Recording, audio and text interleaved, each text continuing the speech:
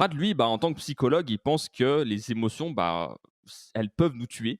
L'idée principale du livre, ce n'est pas de dire la vérité parce que c'est bien moralement, entre guillemets, mais parce que ça permet de se sentir mieux en exprimant tous ses ressentis, toutes ses émotions, plutôt que de les supprimer ou de les contenir.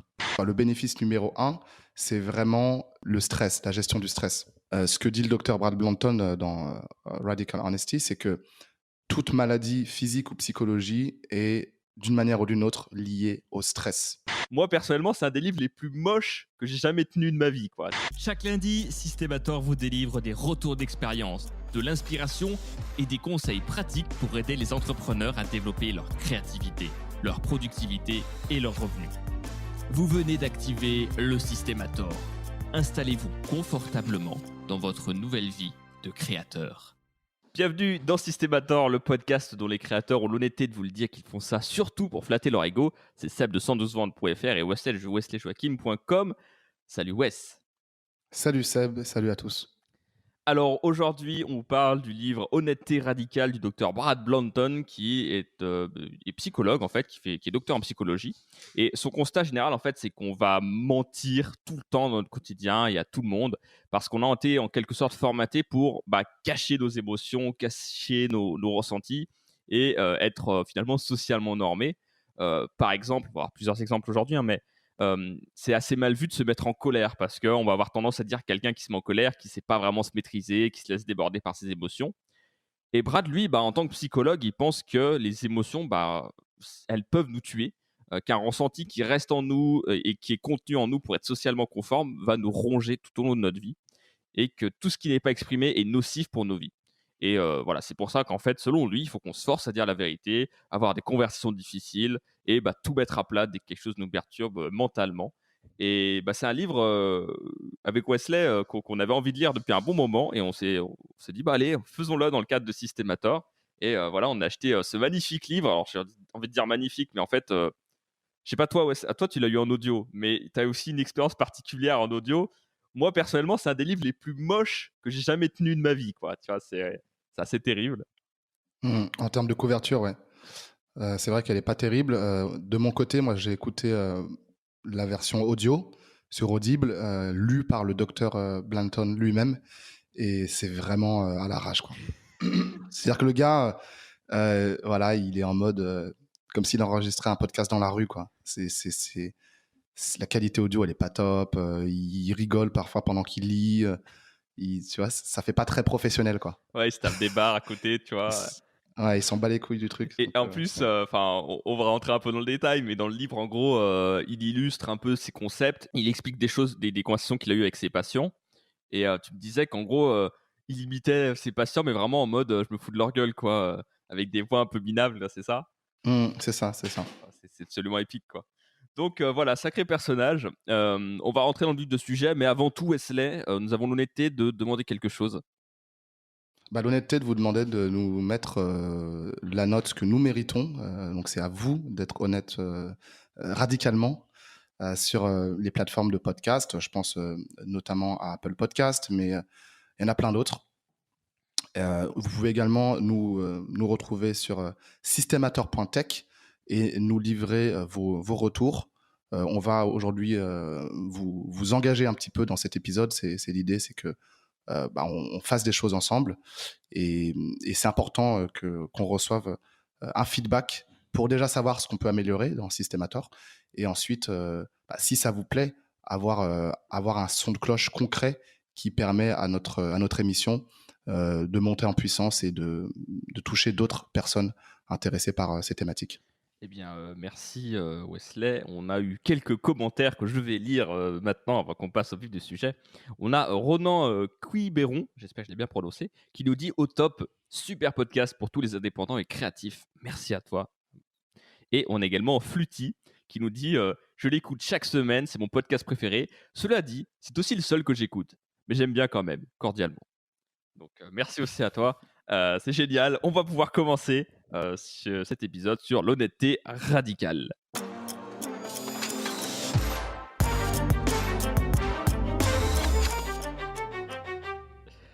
Alors, Wesley, nous allons d'abord parler, que contient ce livre?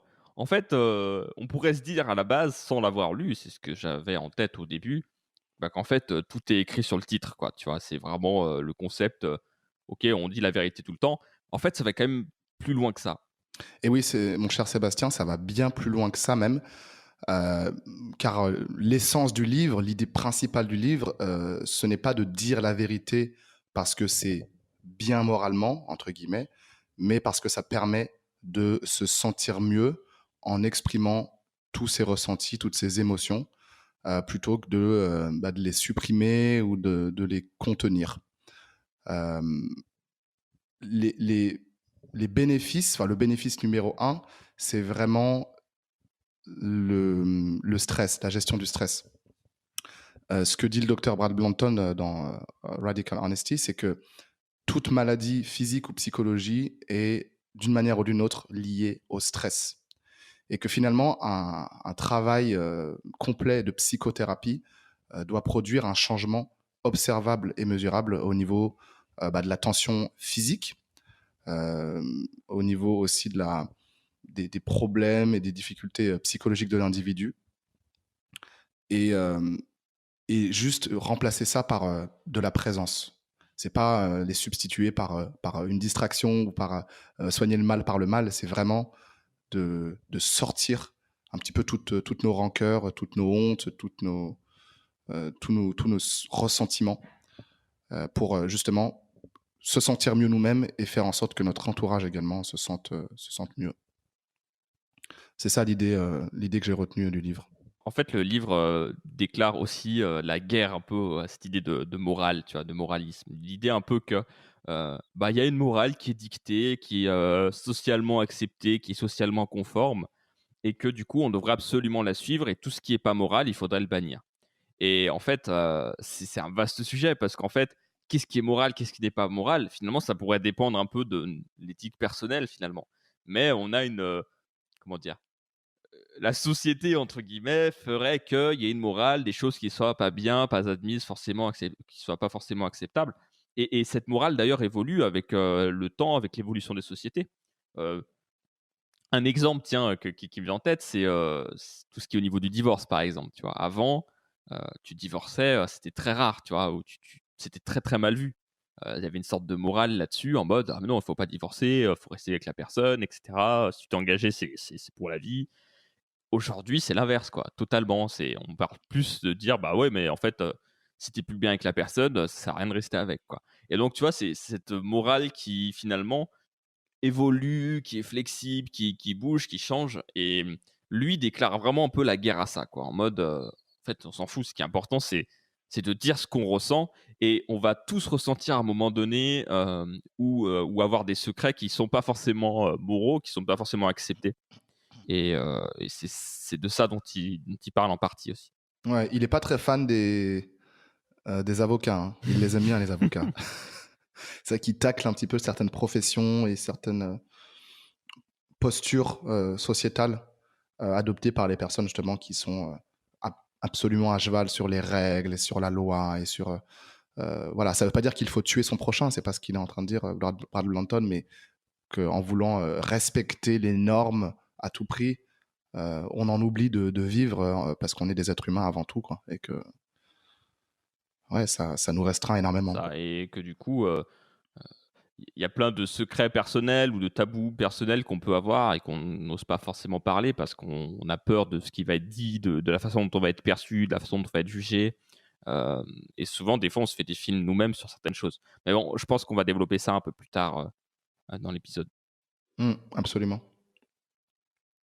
Un autre point que j'ai retenu du livre, c'est que lorsqu'on souhaite changer un comportement, heu, souvent on y résiste. On résiste au changement et on préfère, finalement se maintenir dans notre état actuel. D'après Blanton, on ne peut changer qu'en abandonnant le fait d'essayer de changer.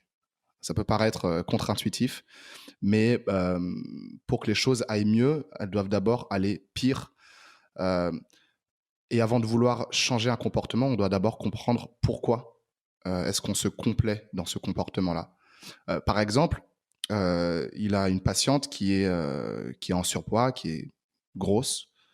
Je ne sais pas dans quelle, dans quelle mesure elle est en surpoids, mais ce qui est certain, c'est que ça la protège socialement parce que c'est par ailleurs une jeune fille qui est jolie, qui attire les hommes. Et pour ne pas être constamment abordée ou harcelée par des hommes, eh bien, elle se met à beaucoup manger. Enfin, c'est une des raisons, j'imagine. Et c'est une forme de protection sociale, finalement, pour elle. Plutôt que de perdre ses kilos et de redevenir ultra désirable. Et c'est intéressant parce que dans le livre, il parle de ce travail en profondeur qu'il fait avec elle et, et comment elle s'ouvre vis-à-vis de ça et comment elle devient consciente de ce qui se cache derrière euh, son comportement vis-à-vis de la nourriture. Ouais, ça reflète justement un peu ce côté où tu as un conflit entre ce que tu as envie de faire et ce que tu fais vraiment. Et tu vois, tu as un peu cette espèce d'inconscient qui te ramène à certaines choses et qui fait que tu n'arrives pas à passer ce cap de vouloir changer. C'est pour ça qu'il il a un peu cette approche-là, quoi.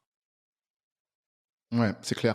C'est clair. C'est comme voilà, toutes les personnes qui veulent créer leur activité entrepreneuriale, les gens qui veulent se lancer dans une activité artistique, des gens qui veulent changer le monde. Pourquoi est-ce qu'on résiste tant à ça? Pourquoi est-ce qu'on procrastine? C'est parce que finalement, on est bien dans notre petit confort et on sait que accomplir ces grandes choses, ou en tout cas les mettre en place et prendre cette direction, ça demande énormément de concessions. Et ça veut dire que toutes ces heures qu'on va mettre dans le développement de quelque chose de plus grand que nous, on ne les mettra pas dans notre petit cocon, bien à nous, bien douillet. Voilà. Euh, un autre truc qui est marrant aussi, c'est d'après le docteur Brad Blanton, et c'est très vrai, je trouve, c'est qu'on ne veut plus quelque chose une fois qu'on l'a obtenu. Il y a beaucoup ce truc-là on veut changer, et une fois qu'on a changé, on veut encore autre chose et on n'est jamais satisfait Une finalement. quête sans fin. Et ça, c'est très humain. Ouais, exactement. La solution, selon lui, c'est de se déclarer responsable. Simplement admettre qu'on a tort ou qu'on se sent coupable ou qu'on a honte, ça ne suffit pas, car on va rester dans l'évitement de notre propre prise en main. Et voilà, on est des créateurs, selon lui. On doit vraiment step up, hein, en anglais, c'est vraiment faire un pas en avant et voilà, avoir la tête haute, se déclarer responsable et prendre en charge les choses. Ne pas rester au stade de... Ce qui est déjà bien, hein, de dire la vérité et d'admettre comment on se sent, mais l'idée, c'est de réellement faire bouger les choses, quoi. Il parle aussi du perfectionnisme, ça m'a marqué. Il dit que les perfectionnistes, ce sont des personnes qui préfèrent être les pires dans une discipline plutôt que de finir deuxième. Euh, c'est vrai que ça m'a fait sourire quand j'ai entendu ça. Et on a tendance à être bloqué par le fait qu'on n'est pas compétent dans quelque chose, ou qu'on débute, alors que c'est tout à fait normal de commencer à 0 ou de commencer à 1 ou à 2 sur l'échelle qui va jusqu'à l'infini. On passe tous par là. Et finalement, les personnes, encore une fois, qui arrivent réellement à changer, ce sont celles qui commencent par accepter qui elles sont vraiment. Parce qu'elles ont abandonné la lutte de devenir à tout prix meilleures. Et finalement, elles se libèrent de ça. Et elles vont pouvoir réellement changer. C'est très parlant, quoi. Tu dis que ça t'a fait sourire, c'est que ça t'a fait penser à toi, ça t'a ramené à toi. Comment ça s'est passé? Ouais, ça m'a ramené à moi, ça m'a ramené aussi à des personnes que je connais, et je pense que c'est des comportements qui sont communs à une grosse partie de la population, de finalement toujours se comparer aux autres, finalement. Toujours se comparer aux autres et de se dire, je suis pas aussi bon que, moi je sais pas, si je pense à la musique, que tel autre artiste dans tel genre musical. Et on s'en fout en fait de savoir si le mec a commencé avant-hier et qu'il est hyper talentueux, ou si le mec qui est depuis 20 ans et qu'il a commencé à jouer au piano quand il avait 3 ans. Non, ce qui compte, c'est justement de de créer à partir de ce qui nous rend unique, justement. Plutôt que de regarder ce que fait le voisin. C'est vraiment d'arroser son propre gazon, quoi. Finalement, j'aime bien aussi cette idée. Euh, L'herbe n'est pas plus verte chez le voisin, elle est plus verte là où tu l'arroses. Et il y a de ça aussi dans ce livre. Et ce qui est puissant avec le principe d'honnêteté radicale, et c'est vrai que c'est très difficile, hein, d'être radicalement honnête avec tout le monde et en toute situation. Franchement, ça me paraît quasi impossible. Enfin, lui, il a l'air de bien s'en sortir, Brad Blanton, mais je trouve que ça va vraiment loin des fois. Mais il y a plein de corollaires à ça. Et je trouve que ça devrait être davantage enseigné dans le développement personnel, finalement. Parce qu'une fois qu'on dénoue ça, et une fois qu'on est davantage euh, honnête avec les autres, et en définitive avec nous-mêmes, on débloque énormément de situations, que ce soit au niveau émotionnel, que ce soit au niveau social, que ce soit au niveau professionnel, au niveau relationnel, euh, et ouais, même au niveau Ouais, créatif, c'est quoi. clair. C'est clair. C'est un peu un truc sur lequel je pense toute l'humanité qui peut s'accorder, c'est ouais, quand tu balances un truc que tu as gardé pour toi pendant longtemps, bah c'est dur sur le coup, tu as peur et tout, mais une fois que c'est fait, tu as un peu cette retombée, euh, comme si la boule de stress, elle avait explosé. Tu vois ce que je veux dire un peu? Exactement. C'est vraiment la cocotte minute qui monte, qui monte, qui monte. Et bon, bah, peut-être elle est sur le point de déborder. Et en disant la vérité, bah, justement, on va couper le feu et ça va retomber, quoi. C'est un peu l'idée. Une autre phrase que j'ai retenue du livre, c'est que nous devons être prêts à mourir pour vivre. Je pense au sens métaphorique, et à repartir de la source. Et Brad Blanton, il fait la distinction entre le cerveau qui va juger les choses, qui va analyser les choses, qui va les étiqueter, et l'être qui, lui, va simplement remarquer les choses, mais sans leur donner une couleur, sans leur donner une teinte, sans dire ah, c'est un avion qui passe dans le ciel et euh, je me demande où il va, et ok, c'est juste un avion, c'est cool.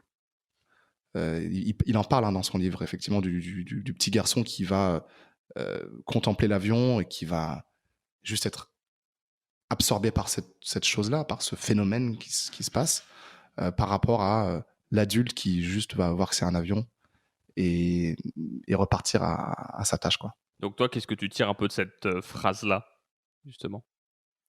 Bah, que, à titre personnel, j'ai tendance à survoler les choses, CF l'avion, et à ne pas prendre le temps d'apprécier chaque instant, et à me dire aussi que les choses vont rentrer dans l'ordre, alors que ce sera jamais le cas.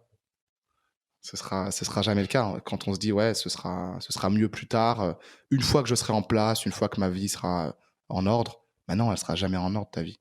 Tu vois, par exemple, ce matin, avant l'enregistrement de l'épisode, je suis parti dans les rues de Lisbonne pour trouver un café, parce que ça fait quasiment une semaine que j'ai pas bu de café. Et je suis allé à la fameuse Padaria Portuguesa que tu connais, Sébastien, pour me prendre un petit café à emporter à 75 centimes. Et je me suis autorisé à le faire. Je me suis autorisé à me dire, ouais, tu peux le faire maintenant. Il y a pas un moment dans le futur où tout sera en place et tu pourras t'offrir ce petit moment-là en fin de Ouais, semaine, tu ouais, vois. carrément. Donc ouais. Ok, donc du coup, je vous propose maintenant un peu de parler de comment est-ce qu'on l'a vécu dans nos vies. Est-ce qu'on a euh, des exemples, tu vois, d'honnêteté, des choses qui nous ont un peu marqué, des choses qui nous ont un peu troublé dans la vie. Parce que c'est le genre de livre, quand vous le lisez, ça vous rappelle plein de situations de votre vie ou plein de choses que vous êtes en train de vivre en ce moment même. Wesley, toi, comment est-ce que tu as vécu un peu la lecture de ce livre d'une manière plus globale? À quoi ça t'a fait penser? Bah, ça m'a fait penser forcément à ma vie, à comment je pourrais retranscrire ça dans ma vie, l'appliquer, et à toutes mes insécurités, finalement. Je vais en citer quelques-unes. Mais il y a le fait que je n'ai pas mon permis de conduire à 30 ans. J'ai prévu de le passer là, très prochainement en France. Et c'est marrant parce que lorsque je le dis aux gens, lorsque les gens me disent « Ah, mais tu repars du Portugal déjà, qu'est-ce qui se passe? Tu vas où ?» Et que je dis bah, « je rentre à Lyon chez ma mère pour passer mon permis. » En assumant la chose, très simplement finalement, bah, les gens sont « Ah ok, c'est cool. » Parce que j'avais tendance à anticiper un jugement de la part des personnes en disant « Ah, mais t'es un loser de ça, ouais, tu t'es chez ta mère à 30 ans ou tu passes ton permis à cet âge-là. » Et le fait d'assumer que bah, j'en suis là dans ma vie, ouais, je l'ai pas et c'est cool, j'ai envie de l'avoir. Je pense que c'est quelque chose d'utile, clairement, même si j'ai pas la nécessité d'avoir une voiture maintenant. Euh, et c'est aussi une façon de faire face à mes craintes, à mes peurs par rapport à ça. Je l'ai raté 2 fois le permis quand j'avais la vingtaine au début de la vingtaine. Et aujourd'hui, je me sens prêt. Et je pense qu'aussi à l'époque, j'avais peur j'avais peur de ne pas l'avoir, mais j'avais encore plus peur de l'avoir finalement. Et ça, en fait, je pense que ça peut être un travail très intéressant pour vous qui nous écoutez, c'est de comprendre pourquoi vous avez peur de quelque chose. Et finalement, pour moi, symboliquement, avoir mon permis de conduire, c'était aussi prendre ma liberté. Alors, c'est un petit peu, c'est un peu simplifié de dire qu'on est libre parce qu'on a le permis de conduire, parce que quand on voit tous les gens dans les embouteillages qui vont bosser du lundi au vendredi de 9h à 17h, je pense que, enfin, c'est pas ma définition de la liberté en tout cas, mais je pense qu'il y avait la crainte d'être le capitaine de ma propre vie, justement de tenir le volant de ma vie et bah, d'être un adulte, d'être responsable et de me dire, ok, j'ai le volant entre les mains et c'est moi qui décide où je veux aller dans ma vie. Alors, je vais peut-être un peu loin. Après, il y a juste l'aspect technique de savoir conduire et de pas être stressé quand on est au volant et c'est cool. Mais finalement, en acceptant qu'on ne sait pas faire quelque chose ou qu'on est en train d'apprendre, euh, le cerveau peut se concentrer sur justement l'absorption du savoir, des connaissances, de la pratique, plutôt que d'essayer de contourner ça un petit peu, de se dire ouais je vais contourner la montagne, alors que non, tu peux pas contourner la montagne, c'est une chaîne de montagnes mon gars, tu vois. Donc prends ton temps, l'ascension elle est plus longue pour certains que pour d'autres. Mais ça me fait penser aussi aux relations amoureuses, tu vois. Euh, Lorsque je me suis intéressé à la séduction pendant peut-être les années 2014-2015, où j'allais aborder des filles dans la rue, beaucoup en soirée, et pareil, il y avait cette envie de briller en société, de montrer à mes potes que j'étais le meilleur, que je pouvais choper plein de meufs. Et paradoxalement, bah, j'étais pas forcément plus performant entre guillemets en termes de shop. Hein. Et parce que je pense qu'au fond de moi, ce que je voulais vraiment, euh, c'était pas d'avoir un gros tableau de chasse, c'était de simplement me connecter honnêtement et ouais, purement avec des femmes que je trouvais sexy, mais surtout aussi intéressantes, intelligentes, avoir des conversations hyper cool, à la fois légères, fun, mais à la fois profondes.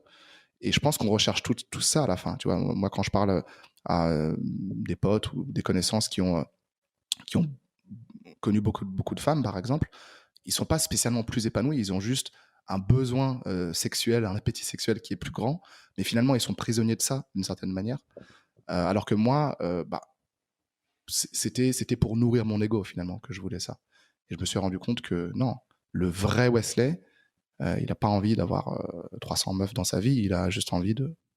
Bah, il y aura le nombre qu'il y aura, entre guillemets, mais il a envie de se connecter, et s'il trouve la femme de sa vie demain, bah, soit, c'est cool. Et voilà quoi. Et des insécurités, j'en ai plein, hein, par rapport aussi à l'argent, au business. Je suis en train de débloquer ça. Et c'est cool, tu vois, de ne pas avoir peur de demander, enfin de faire un gros devis pour une prestation. Ça, c'est important. Et aussi arriver comment dire, à se distancier de l'argent, c'est-à-dire savoir gagner beaucoup d'argent, enfin savoir monter en puissance à ce niveau-là, c'est important, pour mieux s'en détacher ensuite, pour se dire, ok, c'est cool, j'ai un petit peu de côté, et maintenant je peux me concentrer sur des choses qui comptent réellement pour moi. Parce que c'est un peu les deux côtés de la pièce, hein, finalement, de ne pas tomber dans juste l'argent pour l'argent. Et puis un dernier truc que je pourrais mentionner, c'est l'histoire de ma greffe de foie. Ça fait vraiment 36-15 ma life, mais bon, on s'en bat les couilles. C'est l'idée justement de ce livre. Euh, lorsque je parle de ma greffe de foie, hein, qui a eu lieu il y a 4 ans, en octobre 2015, euh, je le présente souvent sous la forme, enfin tout le temps, hein, d'ailleurs, sous la forme de ouais, je suis un survivant, je suis un survivor. Regardez comme comme je suis courageux, comme je suis brave d'avoir affronté ça. Et je sens dans le regard des gens, dans leur réaction, une sorte d'admiration lorsque j'en parle, mais quelque part, je l'espère aussi, cette admiration. Et c'est vrai que j'ai réalisé ça il y a pas très longtemps, que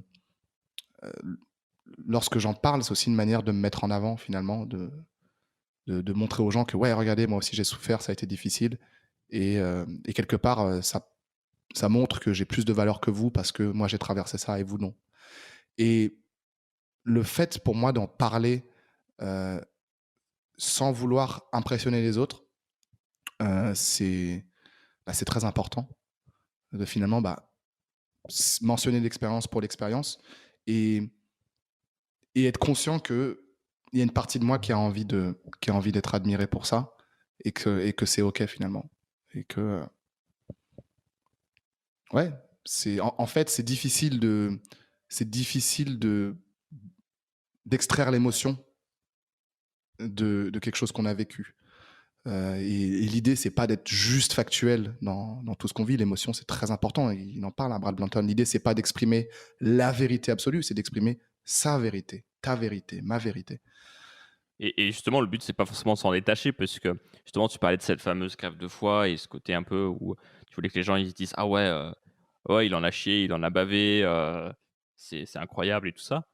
Mais enfin, c'est même si t'as beau te l'admettre que une partie de toi en parle pour ça, pour cette raison-là, bah, c'est pas pour autant que en fait tu vas la mettre de côté, quoi. C'est pas pour autant que parce Bien que c'est sûr. pas si simple que ça déjà.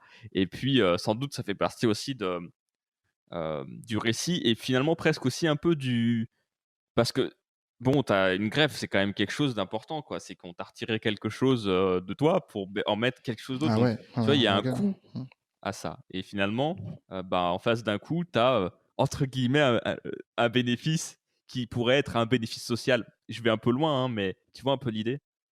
Oui, mais non, mais clairement, il y a ça. Clairement, il y a ça. Moi, quand je. Ouais, tout de suite, ça, j'ai l'impression que ça me met dans une autre catégorie. Euh, tu vois, des gens qui, boum, tu le vois. Alors, c'est sûr, quand quelqu'un a un handicap physique ou a perdu une jambe, ça se voit tout de suite, ou est dans le fauteuil roulant. Et on regarde jamais la personne de la même manière, finalement. Et je pense qu'il y a une partie de moi qui a envie d'être vu comme quelqu'un de, j'allais dire de normal, mais comme quelqu'un qui n'a pas reçu une greffe. Il y a une part de moi qui a envie d'être vu comme quelqu'un qui a reçu une greffe et justement qui est spécial à cet égard. Et en fait, c'est complètement OK. Je pense que c'est ça, finalement, que je retiendrai du livre, c'est que, bah, t'as raison, Seb, c'est pas chercher à se dire, ouais, mais du coup, je dois pas en parler parce que machin. Non, en parler, mais être conscient que qu'il y a une partie de moi qui recherche ça, finalement. C'est OK. C'est comme mettre sur Instagram, mettre des photos, se dire, OK, non, j'admets que ouais, ça nourrit mon ego. Si j'ai envie de continuer, je continue. Si j'ai envie d'arrêter, j'arrête. Moi, en ce moment, je fais une diète Instagram. J'arrête pendant un mois et je vois comment ça se passe. Et c'est cool. Et ouais, ça veut pas dire que j'arrêterai toute ma vie. C'est juste être conscient des choses. C'est déjà un grand, grand pas. Ça me fait penser que tu sais qu'à chaque fois que je change ma photo de profil sur Facebook, je compare le nombre de likes que j'ai sur la nouvelle avec l'ancienne, quoi. Ouais, bah ouais. Ouais, Ouais, pareil. c'est Pareil, moi terrible. aussi, je regarde et je me dis, ah putain, j'ai C'est pas battu mon record de 2017. Merde. Mais c'est exactement ça, quoi. C'est terrible. Et du coup, tu sais, à un moment, tu dis non, mais c'est stupide et tout. Puis en fait, ouais, ton esprit s'en bat les couilles. Il est en mode ah, mais non, non, c'est quand même important. Peut-être que je devrais refaire un post, peut-être que je devrais la Mm, rechanger. mm. Mais vraiment des délires de ouf. Ouais, ouais, C'est incroyable. ouais. Je Ouais, pense, si on est honnête, on a tous fait ça. ouais, ouais. Et moi, ce que j'ai envie de dire, juste deux choses avant de te laisser la parole sur comment tu as vécu le livre, Seb.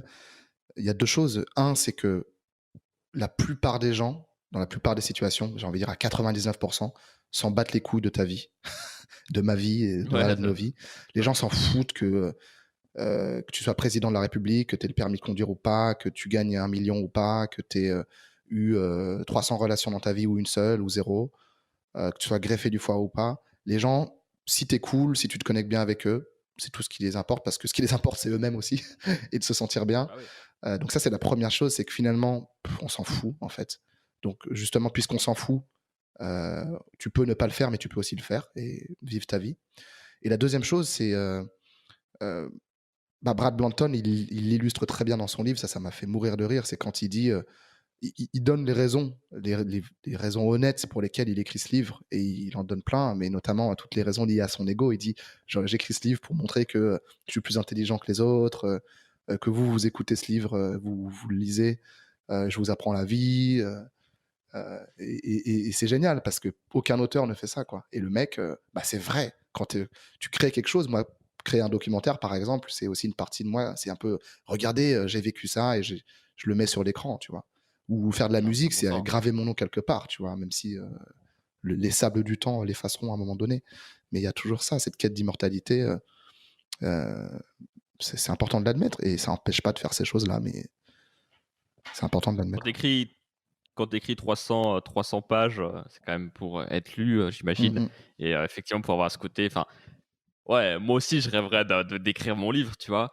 Mais pas forcément pour le process, c'est juste avoir un livre à mon nom, quoi. Tu vas dire, regardez, je suis un intellectuel et tout. Surtout, moi, j'ai fait un bac pro, tu vois. Et les bacs pro, c'est vachement dévalorisé, tu vois. Et honnêtement, je pense un peu à juste titre, tu vois, parce que c'est vrai que c'est pas. On n'a pas forcément la. Enfin, c'est souvent des métiers manuels ou à faible. Comment dire, à faible compétences intellectuelles, Mm, tu vois. mm. Bah, par exemple, la vente, les bacs pro commerce, comme j'ai fait, c'est. Bah, tu es dans un magasin, tu vas dire bonjour aux gens, tu les conseilles sur le produit que tu as, et c'est à peu près tout, tu vois. La vente n'allait pas plus loin que ça. Euh, Aujourd'hui, moi qui me formais à la vente, mais vraiment avancé au marketing, j'hallucine, quoi. J'étais en mode, ah ouais, en fait, la vraie vente, c'est ça pour moi, tu vois. Bien sûr. Mais encore une fois, bah, si je suis honnête, tu vois, en disant ça, c'est un peu une façon de me sortir de ce côté bac pro, et de me sentir un peu supérieur à ça. Et c'est vrai que euh, moi, j'ai une énorme facilité là-bas. Si tu veux, j'ai rien fait, mais vraiment rien fait pendant 3 ans, quoi. J'ai jamais fait mes devoirs et tout. Enfin, je m'en tapais, je ne révisais pas. Et c'était hyper simple pour moi, tu vois. J'étais tout le temps dans le carré de tête de la classe. Et c'était 3 ans incroyables, parce que je me faisais valoriser par les profs alors que je foutais rien. Alors qu'en troisième, tu vois, ou même au collège, c'était l'inverse, quoi. C'était terrible. Je me faisais. Mm. Ouais, j'avais des notes pourries, je galérais, T'étais je à la me rue, retrouvais quoi. privé de Ouais, ça. sortie. Ah ouais, c'est la merde. Et là, du jour au lendemain, je passe de moyenne dégueulasse à une moyenne de 15, tu vois. Un truc qui m'était pas arrivé depuis que j'étais au CP, Mm, quoi. mm. Donc, c'était un peu. Voilà, c'était assez terrible. Et du coup, il y a aussi. En fait, si je réfléchis bien, il y a plein de choses qui m'ont drivé, qui ont été drivées dans ma vie que par l'ego. Et je pense que c'est une des raisons aussi pour laquelle je dis souvent que j'ai tout échoué. Parce que je pense que c'est vraiment ce que je pense, en fait. C'est que j'ai un peu tout foiré. Tu vois, dans tous les projets que j'essaie de mener, j'ai tous ratés. Pour moi, le seul projet qui commence à avoir du succès, c'est mon site ITLFR. Mm. Parce que pour moi, c'est un truc que pour le moment, j'ai réussi. En tout cas, j'ai réussi la phase 1. Mais voilà, après, je sais pas si je vais réussir la phase 2, mais pour moi, j'ai réussi la phase 1. Tu vois. Mais les autres trucs, j'ai pas réussi cette phase 1 où tu arrives à sortir un peu du lot. Tu vois. Et j'ai l'impression d'avoir cherché un peu tout ça pour deux raisons. La raison déjà première, c'était pour bah, justement ce côté éducation, bac pro. J'avais envie de montrer un peu au monde. Regardez, je fais un bac pro, mais en même temps, j'ai fait plein d'autres trucs après et tout. Et en fait, on n'est pas forcément des Mongols en bac pro. Tu vois. Mm, mm. On n'est pas forcément le bas de la société. On peut faire des trucs. Et au contraire, moi, ça m'a appris plein de choses. Et je me valorisais souvent en mode, tu vois, les gens qui sortaient de bac littéraire ou scientifique ou ES, etc. Euh, Nous, en bac pro, on avait appris, par exemple, à faire des lettres de motivation, à faire des CV, ce genre de trucs, tu vois. Et du coup, quand tu es en bac général, bah, tu arrives après, en fait, tu n'as jamais fait ça, tu C'est n'as jamais ça, fait de c'est stage, beaucoup tu n'as moins jamais fait pratique, quoi que ce le bac soit. général. C'est ça. Et du coup, c'est des trucs sur lesquels je me valorisais et tout, alors qu'en fait, bah, j'ai jamais été recruté pour mon CV, quoi. Mm, mm. À chaque fois que j'ai postulé avec une lettre de motivation à un CV, alors que j'avais en faire, j'ai jamais été pris, quoi. C'est terrible. Ouais. Donc voilà. Mais, et donc ça, c'est le premier point. Et le deuxième point, c'est la partie un peu entrepreneuriale. Si tu veux, moi, je savais que je voulais être à mon compte depuis mais tout jeune, quoi. Enfin, depuis peut-être qu'il y avait 14 ans, tu vois. Donc, je savais, tu vois, que je voulais faire ça. À l'époque, je voulais monter un magasin de société, mais tu vois, je savais que je voulais avoir mon truc à moi, quoi. Et à l'époque, je montais aussi beaucoup de projets, des forums, des communautés, mais c'était tout le temps moi le moteur. Alors après, j'avais tout le temps 6-7 personnes, tu vois, à tout casser dans mes communautés. Donc, c'est une petite communauté. Mais voilà. Et au final, je sens que pour moi, c'était un peu. Il faut que je réussisse jeune parce que j'ai envie que les gens ils se disent ah ouais, il a réussi jeune, il s'est lancé jeune et tout, tu vois, c'est génial. Et en fait, ce qui est terrible, c'est que plus le temps passe, plus je m'éloigne de ce côté jeunesse, tu vois. C'est-à-dire que là, j'ai 25 ans. euh, on pourra plus dire que j'ai entre guillemets réussi à 20 ans. Tu vois ce que je veux dire? Je vois. Et chaque année passant, je me mettais de plus en plus la pression en mode ah non et tout, il faut que je réussisse. Et je le fais encore moins parce que j'en ai conscience, mais je pense que je le fais encore. Et finalement, quand tu veux absolument quelque chose, et pas pour les bonnes raisons, ça te freine souvent parce qu'en fait, tu poursuis pas les bonnes, les bonnes métriques à poursuivre en fait. Parce Exactement. que pour réussir, bah, tu as des trucs très rationnels à suivre. Par exemple, combien je fais de clients Bien par sûr. semaine, combien de personnes j'appelle, combien de personnes avec qui je prends le contact, etc. C'est ça qu'il faut suivre. C'est pas ouais, comment les gens vont me voir, tu vois. Si je fais tel produit, comment les gens vont me voir. Et c'est quelque chose dont j'arrive à me détacher à certaines périodes et d'autres périodes, j'arrive pas à me détacher. Et je sens que ça freine en fait, tu vois. Ça freine à cause de ça et ça me frustre d'autant plus de me dire ah là j'avance dans la vie, je suis en route vers mes 26 ans et je suis en mode ah j'ai toujours pas réussi quoi, tu vois. Mathématiquement, tu peux encore être dans les Voilà. Forbes under 30. 30 under 30, les 30 personnes invitées qui sont millionnaires et qui niquent tout avant 30 ans. Mathématiquement, Ouais, tu peux encore. c'est ça. Mais là tu vois si je pense à ça là, tu vois, maintenant j'ai qu'une envie, c'est de le faire, tu vois. Mais du coup, j'en reviens au même problème, j'y arriverai sans doute pas si je suis dans cette mentalité là, tu vois. C'est ça le paradoxe. Et pourtant, Enfin, je peux pas m'empêcher de vouloir ça, tu vois. contre-intuitivement, c'est ça, exactement. Et c'est ça que ce livre aussi fait prendre conscience, c'est que souvent le développement personnel, c'est ouais, pensée positive, ouais, Non, c'est pas ça. faites les choses pour les bonnes raisons et tout. Bah en fait, non, Accepter là où t'es, par contre. c'est ça, Si t'es dans accepter la là où t'es, merde, te accepter, dire, ah, je suis dans la merde. c'est ça. Et Ok. puis accepter ce que tu ressens aussi, tout Et simplement. ensuite, comment je fais pour. Ah, j'ai envie de sortir de la merde. Ok, d'accord. Tiens, on va sortir de la boue comme ça, avec déjà un premier pas par là-bas, tu vois. Yes, Petit à petit. carrément. Et enfin voilà quoi, un peu pour la partie là-dessus.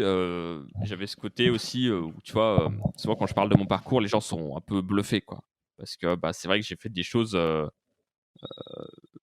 qui sont pas, enfin, Qui sont qui atypiques. paraissent Qui sont assez, atypiques et qui qui sont sont atypiques. grandes pour quelqu'un de l'âge, à l'âge que tu avais quand tu as fait ces choses-là, quoi. C'est Le ça. fait d'avoir dirigé Et des personnes, par exemple. bah c'est ça. Sur la plus grosse période de la TV, il y avait 120 personnes que je gérais tous les jours. Mais en fait, dans les faits, ça s'est fait. C'est justement ça, ça s'est fait très progressivement et je l'ai pas réalisé pendant que je le faisais en fait. Je l'ai réalisé après. Ah ouais, en fait, il y avait autant de gens dans l'équipe, tu vois. Et parce que tout s'est développé progressivement. Et là, j'avais une mentalité sur ce coup-là, euh, focus, tu vois, sur les choses importantes entre guillemets. Même si au final le projet n'a pas fonctionné et j'ai pas focus les bonnes choses, mais ça c'est un autre sujet, c'est un sujet plus stratégique. Mais voilà, tu vois. Le jour où j'ai eu un article dans le journal, je me sentais plus, quoi, tu vois.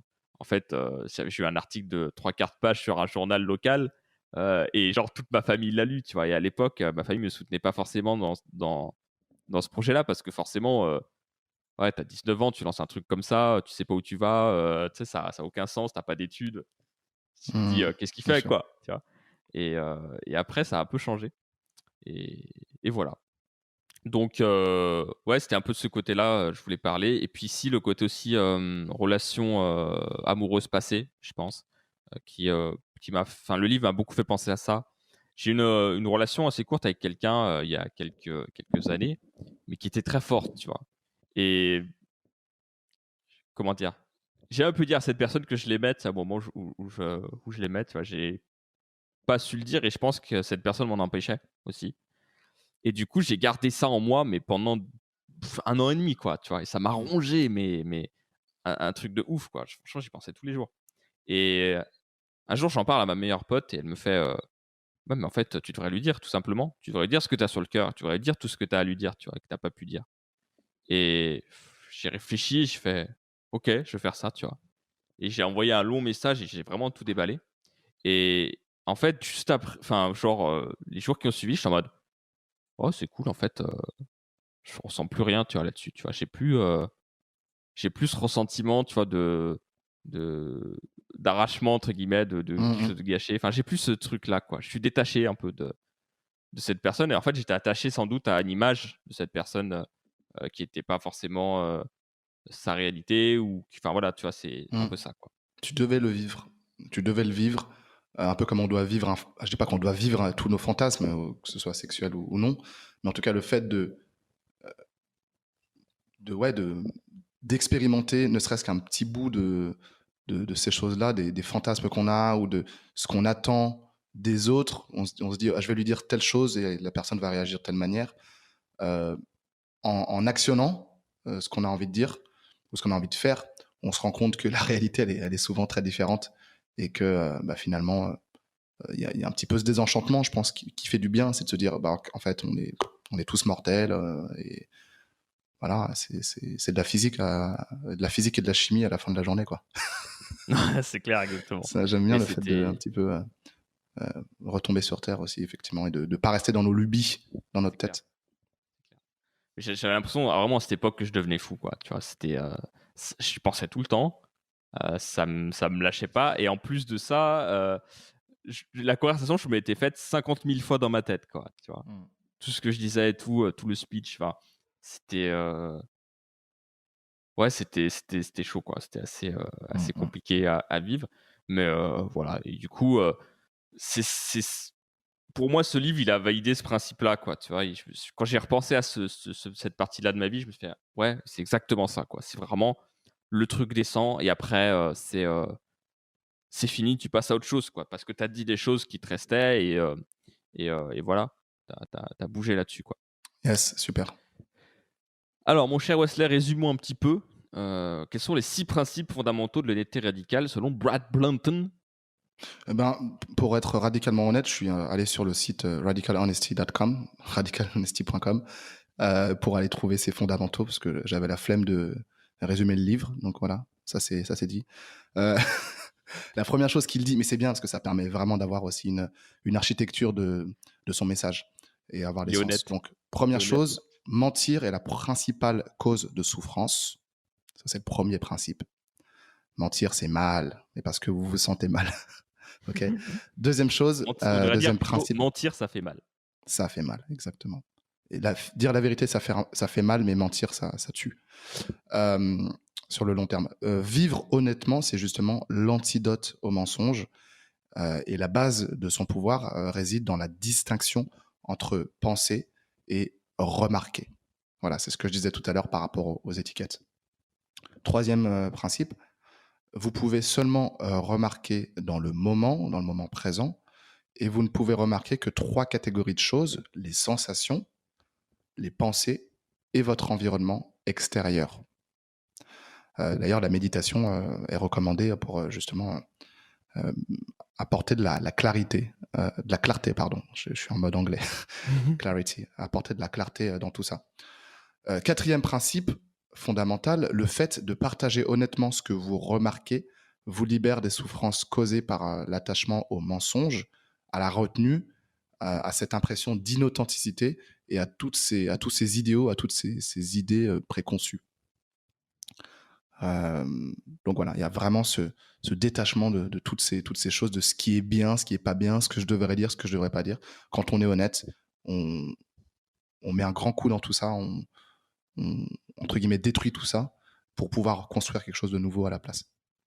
5e principe, c'est, bah, le fait de partager honnêtement ce que vous remarquez, ça approfondit, également l'amour, la connexion, la compréhension et le pardon. C'est pas systématique, mais comme je le disais tout à l'heure, c'est connexe en fait. Quand on est radicalement honnête, ça ouvre, des portes, vers plein d'autres choses, comme celle que je viens de citer: amour, connexion, compréhension, pardon. Et 6e principe, c'est l'honnêteté radicale, finalement, c'est une méditation vivante, parlante, qui nous permet de passer du stade de réactivité à celui de création de notre propre vie. Voilà pour les 6 principes fondamentaux de l'honnêteté radicale. Eh bien, merci, mon cher Wesley. L'épisode n'est pas fini. Là, vous vous dites, il devrait y avoir le truc de la semaine, n'est-ce pas? Eh bien, non.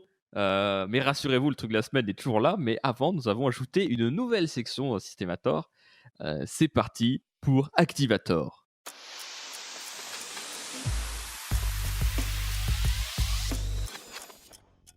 Alors, Activator, qu'est-ce que c'est? Eh bien, on s'est dit avec Wesley, ok, c'est cool, là on parle tout le temps de principes, de concepts et tout, mais concrètement, vous, comment est-ce que vous pouvez faire pour le mettre en place, pour faire les premiers pas, pour essayer de tenter un peu l'expérience dont vous parle chaque semaine?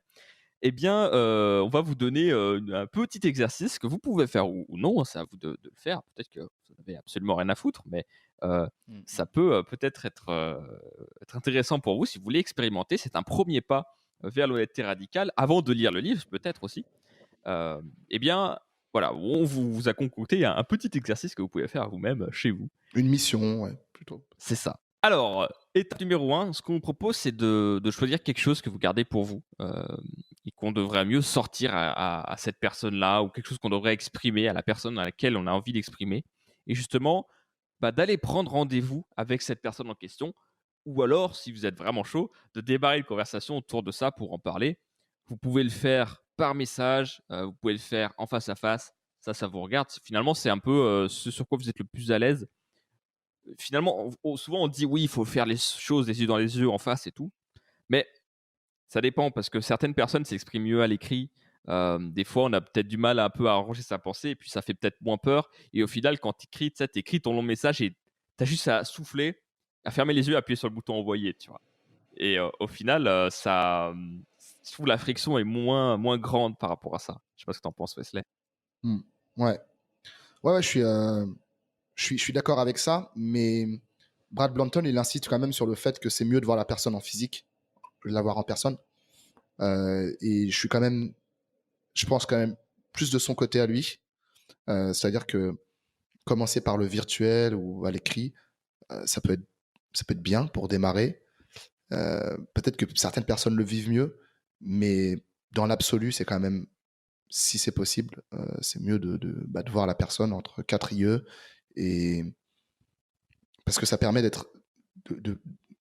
comment dire, on a vraiment toute la complexité On vit l'expérience. l'interaction et des micro-réactions de la personne, exactement, à ce qu'on dit. On vit l'expérience à fond. Et Alors qu'à l'écrit, on peut réfléchir, on peut prendre son temps de développer le message, ce qui est une bonne chose, mais ce qui aussi empêche cette spontanéité qui est, je pense, inhérente au travail d'honnêteté radicale. Ouais, exactement. Effectivement, on se prive un peu peut-être de l'expérience de ne pas le faire en face à face.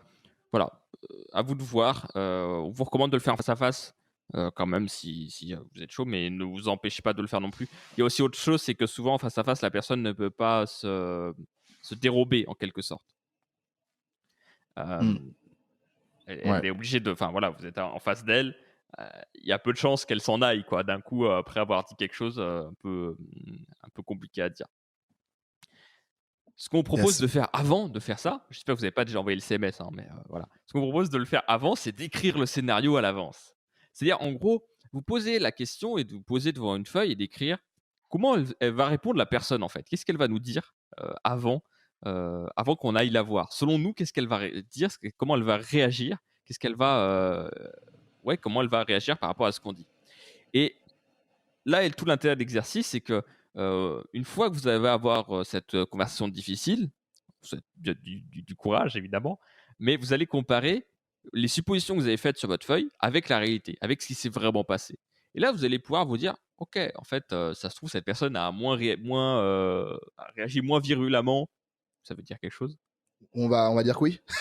Ouais, bon, on va dire que oui. On va être moins virulente en tout cas que ce que j'ai prévu. Ou au contraire, j'avais pas prévu de me prendre une droite. C'est ça, voilà, et au moins vous vivez l'expérience à fond et vous êtes capable un peu d'estimer là-dessus, et de vous dire là-dessus, bah, est-ce que j'étais dans la réalité ou est-ce que j'étais dans ma tête? Est-ce que j'ai finalement imaginé le scénario avec une autre personne que la personne à qui j'ai réellement parlé? Et je pense que c'est un exercice assez intéressant. C'est ça. Je pense qu'encore une fois, ça permet de désacraliser tout ça et de se rendre compte que bah, les choses se déroulent pas comme on les attend et que finalement, bah, c'est complètement OK de dire ce qu'on ressent, de dire notre vérité. Euh, ouais, je pense que c'est bien, effectivement. Parce que ça, il le propose pas, Brad Blanton, parce qu'il y a des exercices concrets hein, dans le livre, mais il propose pas d'imaginer le scénario attendu. Et effectivement, c'est une idée très intelligente de ta part, Sébastien. On en parle des exercices parce que quand même, à un moment, en fait, il vous donne la liste de trucs à faire. Il vous dit: «Vous devriez faire ça, ça, ça, ça, ça», et puis dans le paragraphe d'après, il fait: «Ouais, je sais qu'en fait, vous avez absolument pas appliqué, ce que je suis en train de vous dire, que vous avez vraiment rien à foutre et que vous êtes lâche et tout», et en fait, il te défonce, mais à l'écrit, et le pire, c'est qu'il a raison parce qu'en fait, bah, toi, tu es en train de lire le livre et c'est rare que tu poses le livre en plein milieu du chapitre, tu te dis: «Allez, c'est vrai, je vais le faire tout de suite», tu vois? Enfin, je pense qu'il y a peu de personnes qui font ça, je sais pas, Mhm. j'espère. C'est ça, Mais c'est ça. du coup, c'est assez drôle parce que, enfin, vraiment, ouais, il va pas avec le dos de la cuillère, comme on dit, quoi. Ouais, moi, pareil, il m'a défoncé, livre audio, le mec. Yeah. So I suppose you didn't do it and you're a coward, but it's fine. Il m'a déglingué, le mec. Ah là là, la violence. Mais après, oui, effectivement, c'est quelque chose que j'ai envie de faire. Euh, après la lecture de ce livre, j'ai envie d'être plus voilà, radicalement honnête avec les gens. Je pense que je suis déjà pas mal, mais ça pourrait être beaucoup mieux, quoi. Ça pourrait être mieux. Et aussi, un autre truc qu'on n'a pas mentionné, c'est quand on exprime quelque chose, de l'exprimer pleinement. Et si on se sent en colère, de vraiment le manifester. Ça ne veut pas dire qu'on va frapper l'autre personne. Au contraire, il y a une manière de dire les choses. Et d'ailleurs, Sébastien, tu pourras peut-être rebondir là-dessus parce que moi, j'ai la formule en anglais, mais toi, tu l'as en français, pour vraiment véhiculer ce qu'on ressent. C'est pour ça qu'encore une fois, c'est mieux de le faire avec la voix et si possible en personne. Effectivement, effectivement. Les émotions, il faut vraiment les. En fait, quitte à tout balancer, balancer tout, les émotions inclus, quoi. C'est un petit package, voilà, c'est nickel. Ce qu'on vous propose, nouveauté, on vous propose de nous envoyer votre retour d'expérience sur Slack. Alors Slack, c'est quoi? C'est une sorte de messagerie, qu'on va utiliser pour construire une communauté Systemator. Cette communauté, elle va vous permettre, bah, d'échanger avec nous, d'échanger entre vous aussi, de parler de productivité, de créativité, d'entrepreneuriat, de pouvoir un peu se retrouver ensemble, discuter autour des épisodes, et puis voilà, d'interagir plus simplement, avec nous. Donc si vous voulez rejoindre ce Slack, c'est totalement gratuit, c'est sur mobile, c'est sur Mac, sur PC, vous pouvez le trouver partout. C'est sur systemator.tech, T-E-C-H. Vous avez un gros lien, un gros bouton pour dire rejoignez la communauté Systemator sur Slack.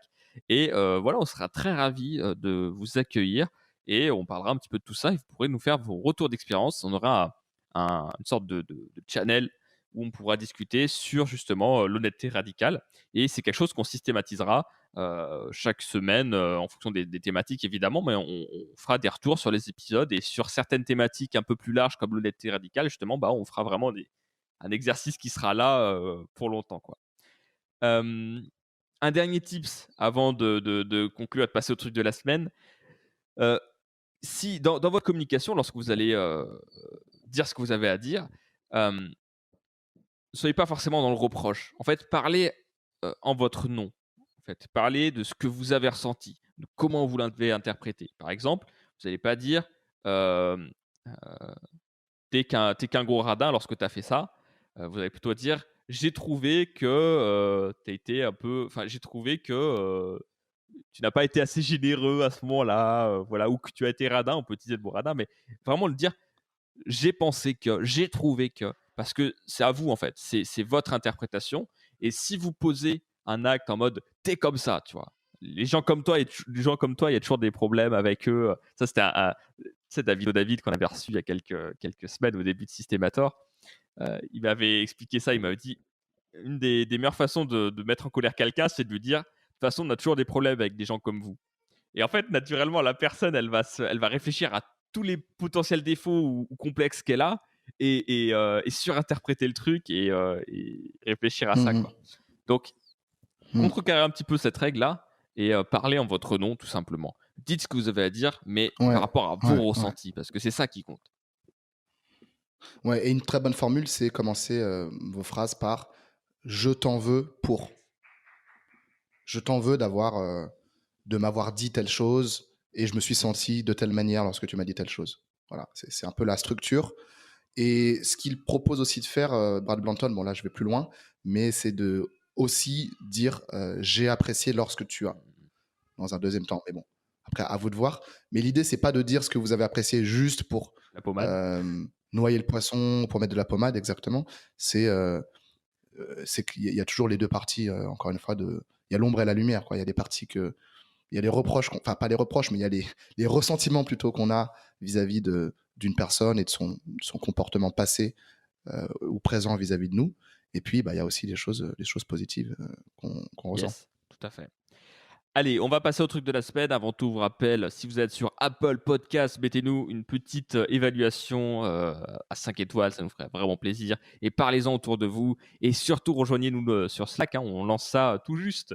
Donc, allez-y, rejoignez-nous directement dessus. Vous allez sur le site systemator.tech, et on peut rebondir sur toutes les émissions. Voilà, on pourra mettre en place des choses intéressantes là-dessus, se motiver entre nous aussi sur notre productivité, sur notre façon de travailler, etc. Et s'échanger des conseils là-dessus. Et voilà, on passe du coup au truc de la semaine.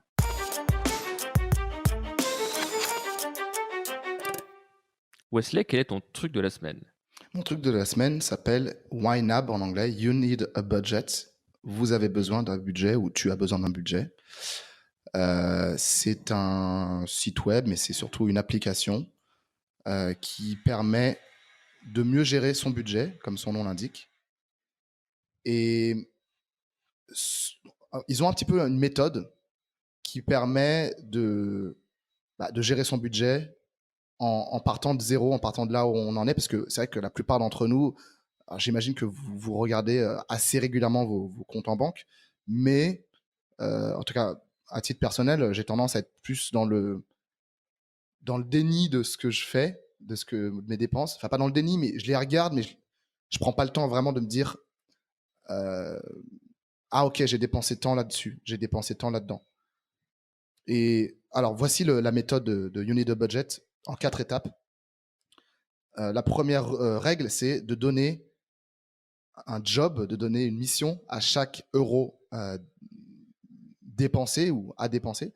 C'est-à-dire que lorsque vous recevez votre paye, avant d'être débité pour votre loyer ou pour le remboursement de votre emprunt ou pour les frais inhérents à votre voiture, votre téléphone, tous vos abonnements, l'alimentation, etc., etc. Et puis évidemment les loisirs et l'épargne, vous allez donner à chaque euro une mission. Vous allez dire, OK, je vais mettre X% de mon budget là-dedans, X% là-dedans, X% là-dedans. Vous faites vos catégories. Et justement, You Need a Budget vous permet alors, si vous êtes américain et que vous avez une banque américaine, de synchroniser directement vos comptes avec leur moteur, leur système.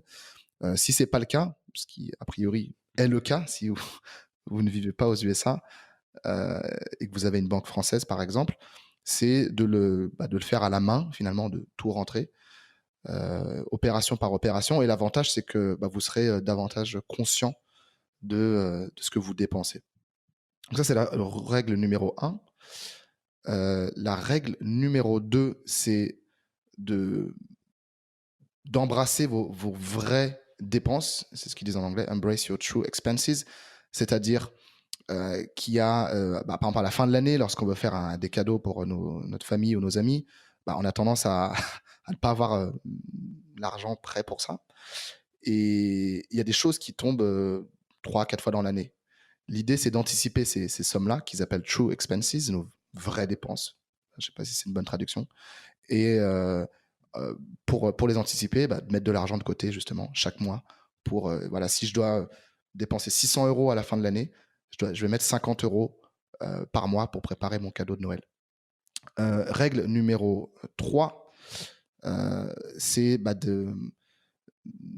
lorsqu'il y a une surdépense dans une catégorie, c'est cool d'être flexible et on va reverser de l'argent d'une autre catégorie vers cette catégorie-là.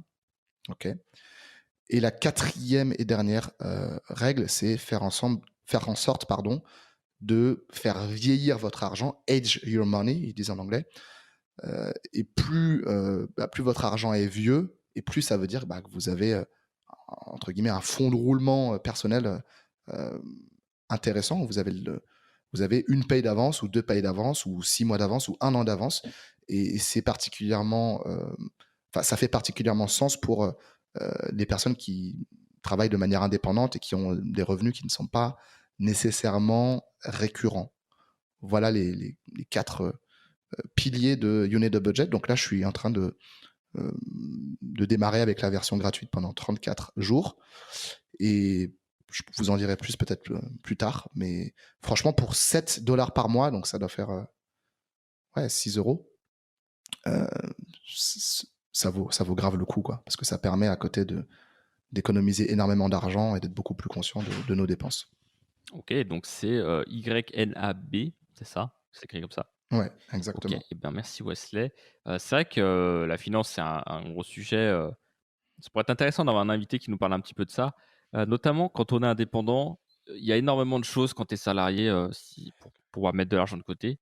Et quand tu es indépendant, tu as quand même moins de contenu, tu as moins de levier possible, surtout quand tu es, on va dire, dans la phase où tu gagnes pas encore assez pour te dire vas-y, je peux vraiment mettre de côté tous les mois ou autre, et que tu as des revenus qui fluctuent, quoi. Et ça, c'est quelque chose qui est pas forcément, je trouve, évident. Et ça pourrait être intéressant d'avoir quelqu'un un peu spécialiste qui nous parlerait de ça un jour. Donc, si c'est un sujet qui vous intéresse, allez sur Slack, systemator.tech, vous trouverez toutes les informations. Et posez vos questions. Exactement. Et puis comme ça, nous, on pourra faire le nécessaire. Exactement. Sébastien, quel est ton truc de la semaine? Alors, moi, je vais parler d'arbre généalogique. Ma sœur, en fait, m'a montré, elle a fait un arbre généalogique. Ma sœur est psychologue, en fait, dans la vie. Et elle a fait un peu ce travail de voir par rapport à la famille qu'est-ce qui s'était passé, en quelque sorte. Parce elle m'a dit qu'elle avait... alors, je ne vais pas rentrer trop dans les détails privés ou autres. Mais en gros, elle m'a présenté ça comme ça, en mode, je ressens des choses qui ne sont pas à moi, qui ne sont pas de moi, en fait. J'ai des comportements parfois, et je me dis, ces comportements, ils sont pas moi. Ils viennent d'ailleurs, en fait. Et elle a essayé de comprendre d'où venaient ces comportements. Et elle a fait du coup cet arbre généalogique. Elle a passé un an et demi dessus. Elle n'a pas tout fini parce que c'est assez compliqué, tu sais, quand j'ai de la famille. J'ai de la famille en Allemagne, en Italie. Enfin, tu vois, à partir de là, ça devient assez compliqué. Plus tu remontes dans les années, plus c'est difficile. Et en fait, on s'est rendu compte de pas mal de corrélations assez troublantes, tu vois, par rapport aux dates de naissance, dates de décès des différentes familles, par rapport au fait aussi que il y a certains cycles dans les familles qui se répètent toutes les 5 générations, tu vois. Et enfin, il y a pas mal de choses assez intéressantes là-dessus. Et j'avais jamais vu les arbres généalogiques comme ça. Pour moi, les arbres généalogiques, c'était surtout un but curiosité, quoi, tu vois, qui sont les gens qui composent ma famille, d'où ils venaient, qu'est-ce qu'ils faisaient dans la vie, etc., tu vois? Pour moi, je le voyais plus comme ça. Ça m'a toujours fasciné parce que j'ai l'impression que c'est vraiment un travail de titan, quoi. Au final, elle a quand même passé 1 an et demi à faire des recherches, à aller décomposer, des infos, aller prendre des contacts, donc c'est quand même un travail de fourmi. Mais je l'avais jamais vraiment vu d'un côté un peu, développement personnel en quelque sorte, tu vois? Le fait décidément de réfléchir à, qu'est-ce que ça t'apporte de voir par rapport à ta famille, et notamment sur ce côté aussi plus scientifique, qui est la transmission par les gènes, en fait. Que certains traits de caractère pourraient se transmettre par les gènes, et je trouve que c'est un sujet qui est vraiment fascinant, quoi. Donc voilà, et elle a beaucoup étudié aussi la psychologie de la généalogie par rapport à ça. Donc voilà, c'est quelque chose que j'avais envie de vous partager. Je suis désolé si je rentre pas trop dans les détails, mais évidemment, c'est quand même personnel, hein. J'ai pas envie de développer forcément le sujet et donner des exemples très précis. Malheureusement, c'est pas quelque chose que je vais me permettre de faire ici, même si j'aurais envie de vous le partager parce que c'est personnel. Mais je vous invite pourquoi pas, à vous renseigner un peu là-dessus. Et moi, de mon côté, j'ai un livre que j'ai acheté sur les gènes qui s'appelle, je crois, L'étonnant pouvoir de vos gènes et que j'ai très envie de lire là-dessus. J'ai toujours pas pris le temps justement de me poser dessus, mais c'est vraiment un livre que j'ai envie de lire et c'est d'en savoir un peu plus sur ce côté-là. Ça te parle, toi, Wesley? C'est quelque chose auquel tu crois? C'est quelque chose. Comment tu vois ça un peu? Bah moi, enfin, mon cadeau d'anniversaire de 30 ans, c'est le test ADN Ah MyHeritage, oui, oui. Ouais. MyHeritage DNA, je crois. Là, j'attends les résultats, donc ce sera l'objet d'un prochain truc de la semaine. Enfin, ça dépend quand vous écoutez le podcast, mais bref. Les résultats devraient arriver, je pense, courant octobre, début novembre.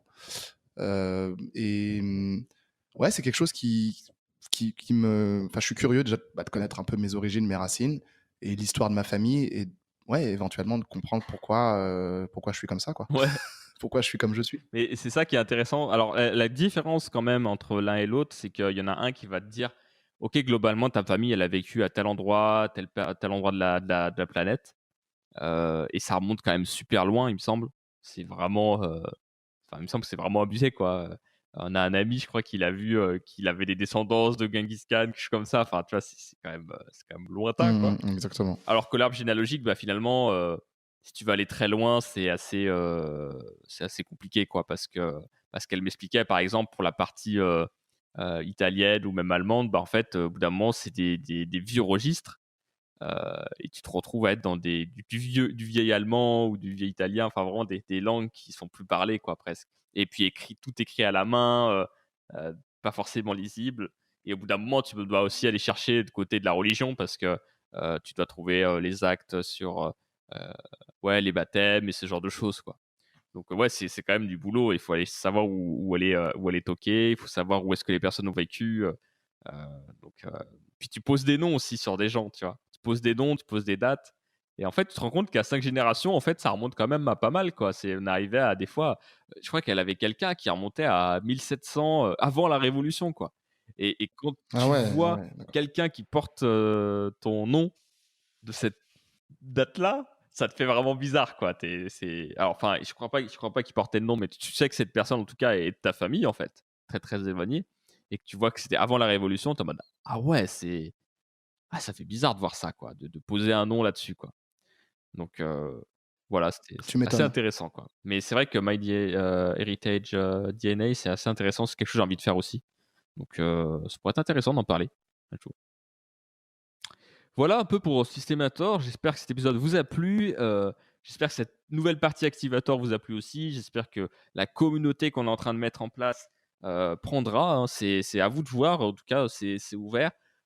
Voilà, c'est un outil qu'on vous met entre les mains. Nous, on animera les choses, on proposera des choses si vous êtes réactif là-dessus, si vous avez envie d'y participer. On est vraiment ouvert à toute suggestion, toute proposition.